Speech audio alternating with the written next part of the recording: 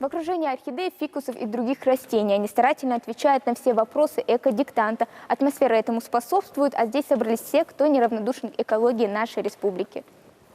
В этом году формат акции продиктован скорее не географическими особенностями, а эпид-ситуацией – онлайн, офлайн и смешанный. 3 способа проведения диктанта. Все вопросы взаимосвязаны, а само мероприятие приурочено к Всемирному дню отходов.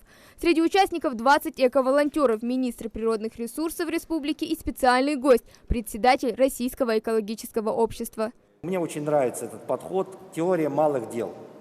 Мысли глобально, действуй локально. Вот такая простая формула, она позволяет быть активным, действительно вовлеченным и понимать, что ты не только отвечаешь за ту территорию, где живешь, за свой дом, но и делаешь для того, чтобы сохранять чистоту своей земли, своего дома.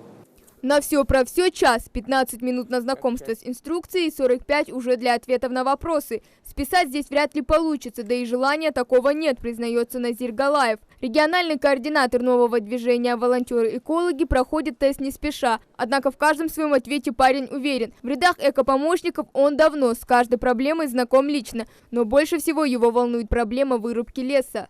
Самый главный воздух вырубается, живые гены же, и езжат гены же, их гены же, чего тохаются гены.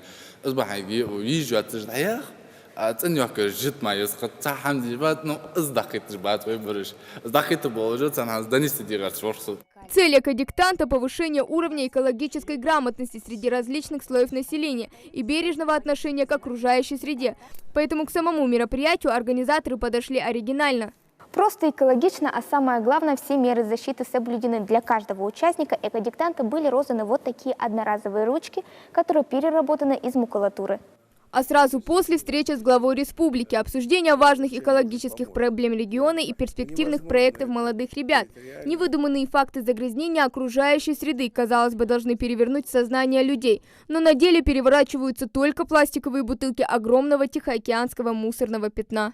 Как раз вот Минприроды, как раз вот те нацпроекты, в которые мы сейчас входим, да, мы должны условия создать, чтобы человек хотя бы там пешком дошел, мусор положил.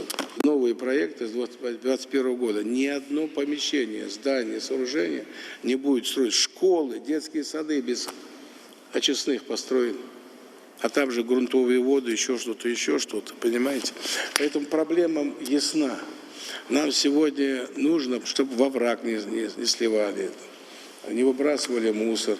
Но для этого нужно, чтобы побольше, вот у нас будет возможность, там полигоны, сортировочные заводы, знаете, реклама пойдет, вы будете пропагандировать это на площадках своих. Любое правильное для жизни, деятельности субъекта, именно жителей для нас, любые инициативы мною лично будут поддержаны. Наше благополучие материальное, должностное, любое, оно ничего не значит, если мы не сможете с детьми выйти к речке, к озеру.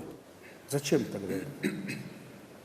Зачем? Если пошел к речке, ребенок не может зайти искупаться.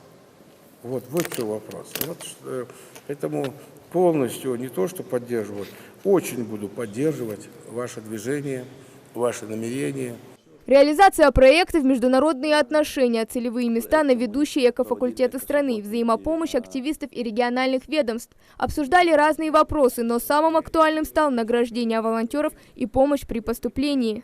Вы абсолютно верно обозначили одну из основных мотиваций волонтеров, чтобы вот таким образом стимулировать и поддерживать волонтерство. В конце встречи Махмуд Али Калиматов наградил участников грамотами. Активисты также не оставили главу без внимания. Подарили руководителю субъекта удочку, обещав в будущем соорудить аналогичную, но экологически безопасную. Хава Гагиева, Асхат Белакиев, Новости 24.